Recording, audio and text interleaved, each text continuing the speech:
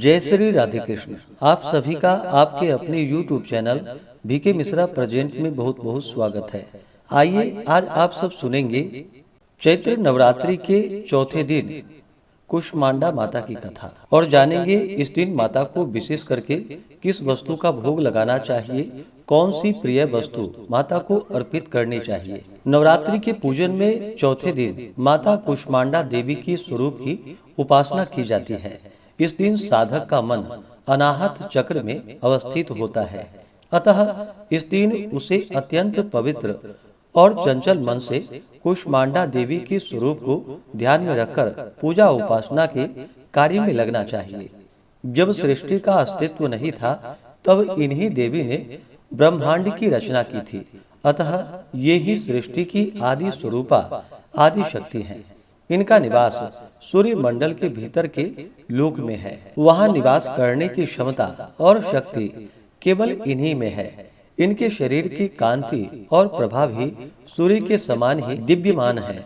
इनके तेज और प्रकाश से दशों दिशाएं प्रकाशित हो रही है। ब्रह्मांड के सभी वस्तुओं और प्राणियों में अवस्थित तेज इन्हीं की छाया है। माँ की 8 भुजाएं हैं, अतः ये अष्टभुजा देवी के नाम से भी विख्यात हैं। इनके 7 हाथों में कर्मशः कमंडल, धनुष, बाण, कमल पुष्प, अमृत पूर्ण कलश, चक्र तथा गदा है। 8वें हाथ में सभी सिद्धियों और निधियों को देने वाली जपमाला है। इनका वाहन शेर है। माँ कुष्मांडा की उपासना से भक्तों के समस्त रोग शोक मिट जाते हैं। इनकी भक्ति से आयु, यश, बल और आरोग्य की वृद्धि होती है। माँ कुष्मांडा अल्प सेवा और भक्ति से ही प्रसन्न होने वाली है। यदि मनुष्य सच्चे हृदय से इनका शरणागत बन जाए तो फिर उसे अत्यंत सुगमता से परम पद की प्राप्ति हो सकती है। विधि विधान से माँ के भक्ति मार्ग पर कुछ ही कदम आगे बढ़ने पर भक्त साधक को उनकी कृपा का सूक्ष्म अनुभव होने लगता है। यह दुख स्वरूप संसार उसके लिए अत्यंत सुखद और सुगम बन जाता है। माँ की उपासना मनुष्य को सहज भाव से भवसागर से पार उतारने के लिए सर्वाधिक सुगम और श्रेयस्कर मार्ग है। माँ कुष्मांडा की उपासना मनुष्य को आधियों व्याधियों से सर्वथा विमुक्त करके उसे सुख समृद्धि और उन्नति की ओर ले जाने वाली है। अतः अपनी लौकिक पारलौकिक उन्नति चाहने वालों को इनकी उपासना में सदैव तत्पर रहनी चाहिए। माता कुष्मांडा के चौथे दिन, जो कि गंध पुष्प धूप दीप आदि से पूरे विधि विधान के साथ पूजा करनी चाहिए, इस दिन विशेष प्रकार से माता को चमेली और पीले रंग के फूल अवश्य ही अर्पित करनी चाहिए। आप चाहें तो गेंदा का फूल या अन्य पीले रंग के पुष्प माता को अर्पित करें। इससे शुभता की प्राप्ति होती है और माता अति प्रसन्न होती है। इन्हें लाल या पीले वस्त्र अर्पित करनी चाहिए। माता को भोग में पीले रंग का केसर वाला पेठा रखना चाहिए। आप चाहें तो सफेद पेठे के फल की बलि भी दे सकते हैं। इसके अलावा मालपुआ बताशा माता को अर्पित करें तो यह बड़ा ही पुण्यफलदायी होता है। इस दिन माता के इन मंत्रों का जप करना चाहिए। या देवी सर्वभूतेषु माँ कुष्मांडा रूपेण संस्थिता नमस्तस्यै नमस्तस्यै नमस्तस्यै नमो नमः। इन मंत्रों का अवश्य ही जप करनी चाहिए। इससे माता अति प्रसन्न होती है। तो आइए सुनते हैं कुष्मांडा माता से जुड़ी हुई कथा।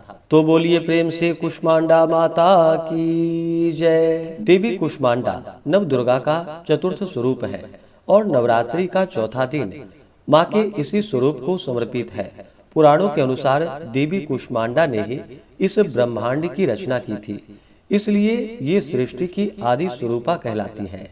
जो साधक सच्चे मन से माँ कुष्मांडा की आराधना करता है, माँ उसके सभी कठिन मार्गों को सुगम बनाती है और वह साधक उच्च पद को प्राप्त होता है। पुराणों में वर्णित कथा के अनुसार एक समय ऐसा था जब यह ब्रह्मांड अस्तित्व में नहीं था और चारों ओर अंधकार फैला हुआ था।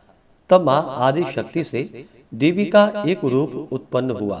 माँ का यह स्वरूप सूर्य के समान प्रकाशवान था। उस समय उस स्वरूप के मुखमंडल पर एक मधुर मुस्कान प्रकट हुई और इससे ब्रह्मांड का सृजन हुआ। इस ब्रह्मांड की सृजनकर्ता होने के कारण माँ के इस स्वरूप को कूष्मांडा के नाम से पुकारा जाने लगा। उन्होंने सूर्य लोक को अपना वास स्थान बना लिया। पूरे ब्रह्मांड में केवल माँ कूष्मांडा ही इतनी शक्तिवान है कि वे सूर्य के केंद्र में निवास करती हैं। माँ कूष्मांडा सूर्य के केंद्र में रहकर इसे प्रकाश और ऊर्जा प्रदान करती हैं और सौर मंडल का संचालन करती हैं। यह थी माता आदि शक्ति के कूष्मांडा स्वरूप की उत्पत्ति की कथा। वेदों के अनुसार नवरात्र के चौथे दिन साधक का मन अनाहत चक्र में अवस्थित होता है। इसलिए इस दिन माँ कूष्मांडा की आराधना से साधकों के भीतर सृजनशीलता विकसित होती है। ज्योतिष मान्यताओं के अनुसार देवी कूष्मांडा सूर्य ग्रह को नियंत्रित करती हैं। इसलिए इनकी पूजा से साधकों को सूर्य का आशीर्वाद अनायास ही प्राप्त हो जाता है। माँ कूष्मांडा की उपासना से साधकों को समस्त व्याधियों से सदा के लिए मुक्ति मिलती है और उन्हें जीवन में सुख, समृद्धि और उन्नति का आशीर्वाद प्राप्त होता है। तो बोलिए प्रेम से कूष्मांडा माता की जय। तो आशा करता हूँ कि यह जानकारी आपको अच्छा लगा हो।